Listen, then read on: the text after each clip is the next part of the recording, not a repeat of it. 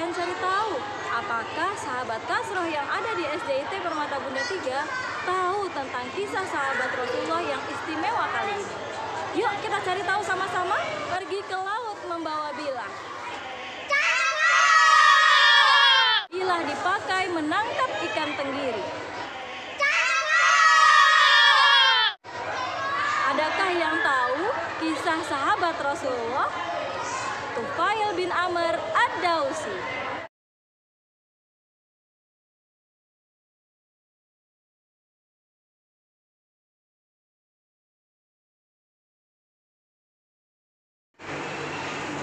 Nggak tahu. Nggak tahu? Nggak tahu. Nggak tahu ya? Nggak tahu. Kamu tahu nggak? Enggak. Enggak juga.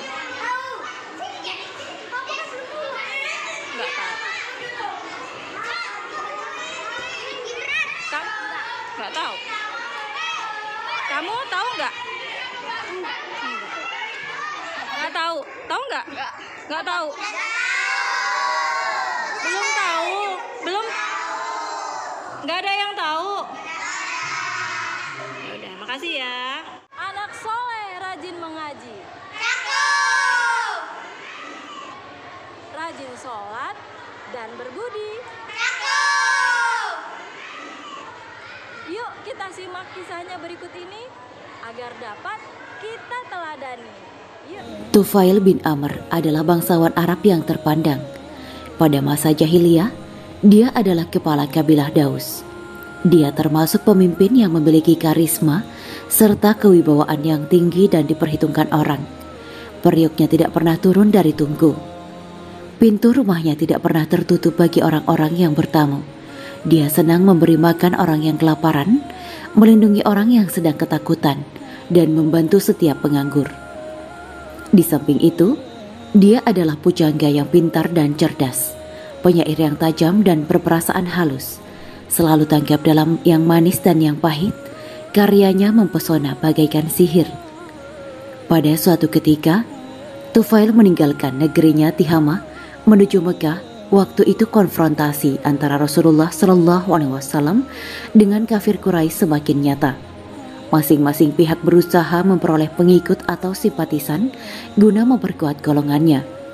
Untuk itu, senjata Rasulullah SAW hanya berdoa kepada Tuhannya disertai iman dan kebenaran yang dibawanya. Sedangkan kaum kafir Quraisy menegakkan impian mereka dengan kekuatan senjata dan dengan segala macam cara untuk menghalangi orang banyak menjadi pengikut Nabi Muhammad. Tufail terlibat dalam kemelut ini tanpa disengajanya, karena kedatangannya di Mekah bukan untuk melibatkan diri. Bahkan pertentangan antara Nabi Muhammad dengan kaum Quraisy belum pernah terlintas dalam pikirannya sebelum itu. Pada suatu ketika, kedatangan Tufail ke Mekah disambut agak luar biasa. Berbeda dari hari-hari sebelumnya, aku ditempatkan di sebuah rumah istimewa. Kemudian para pemimpin dan pembesar Quraisy berdatangan menemuiku, ujar Tufail berkisah. Orang-orang Quraisy yang menemuinya berkata, "Hai Tufail, kami sangat gembira Anda datang ke negeri kami, walaupun negeri kami sedang dilanda kemelut." Tufail belum paham apa yang dimaksud dengan kemelut itu. Orang yang mendakwahkan diri menjadi nabi itu ternyata telah merusak agama kita, merusak kerukunan kita, dan memecah persatuan kita semua, tutur mereka. Kami khawatir dia akan mempengaruhi Anda pula, lanjutnya. Mereka juga menyatakan khawatir Nabi Muhammad mempengaruhi dirinya sehingga juga akan mempengaruhi kabilah Daus. Kemudian dengan kepemimpinan Anda, dipengaruhinya pula kaum Anda seperti yang terjadi pada kami. Oleh karena itu, janganlah Anda dekati orang itu. Jangan berbicara dengannya, dan jangan pula mendengarkan kata-katanya, ujar mereka menekankan. Menurut mereka, kalau Nabi Muhammad berbicara, kata-katanya bagaikan sihir. Perkataannya dapat memisahkan anak dengan bapak, merenggangkan saudara sesama saudara, dan menceraikan istri dengan suami, ujar mereka lagi. Menurut penuturan Tufail, sejak itu, kaum kafir Quraisy selalu mendampinginya dan menceritakan hal-hal yang aneh kepadanya. Mereka menakut-nakutiku dan kaumku dan keajaiban-keajaiban yang pernah dilakukan orang itu, katanya. Akhirnya, Tufail memutuskan untuk tidak mendekati Nabi Muhammad, tidak akan berbicara dengannya, dan tidak akan mendengarkan apa-apa yang dikatakannya. Pada suatu pagi, Tufail pergi ke masjid hendak tawaf di Ka'bah dan mengambil berkat dengan berhala-berhala pujaan kabilah Daus. Hal seperti itu biasa mereka lakukan ketika berhaji. Telingaku kusumbat dengan kapas, karena aku takut suara Muhammad akan terdengar olehku, ujarnya.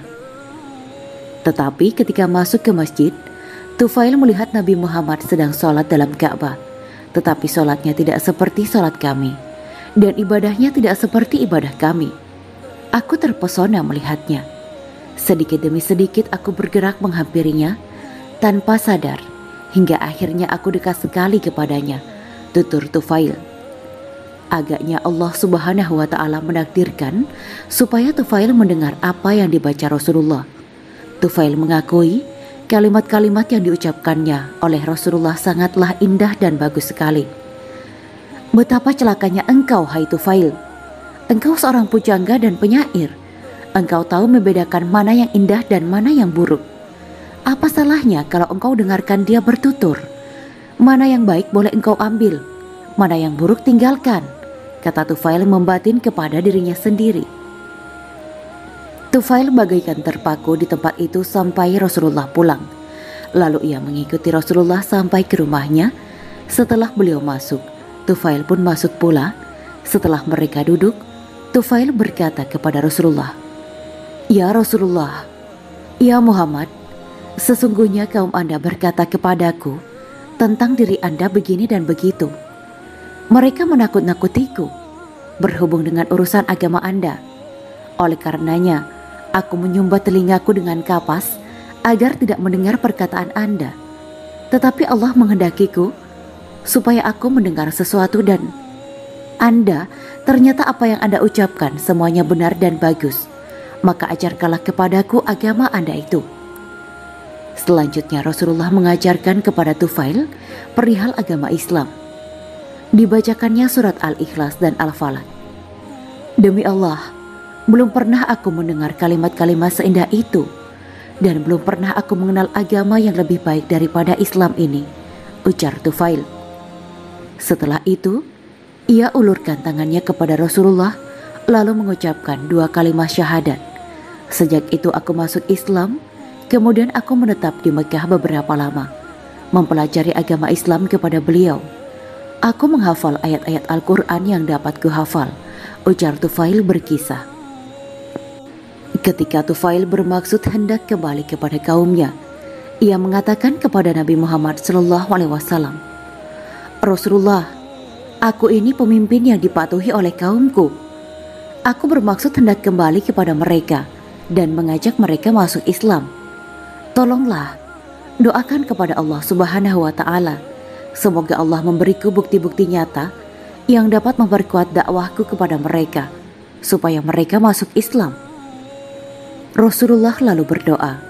Menurut Tufail, di tengah perjalanan pulang ketika ia sampai di tempat yang dimuliakan kaumnya, keluarlah satu cahaya di antara kedua matanya seperti lampu.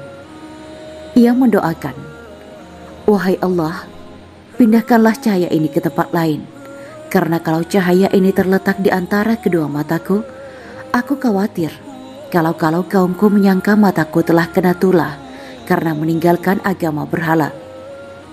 Maka dengan izin Allah cahaya itu dipindahkan ke ujung tongkatnya, bagaikan sebuah kandil tergantung.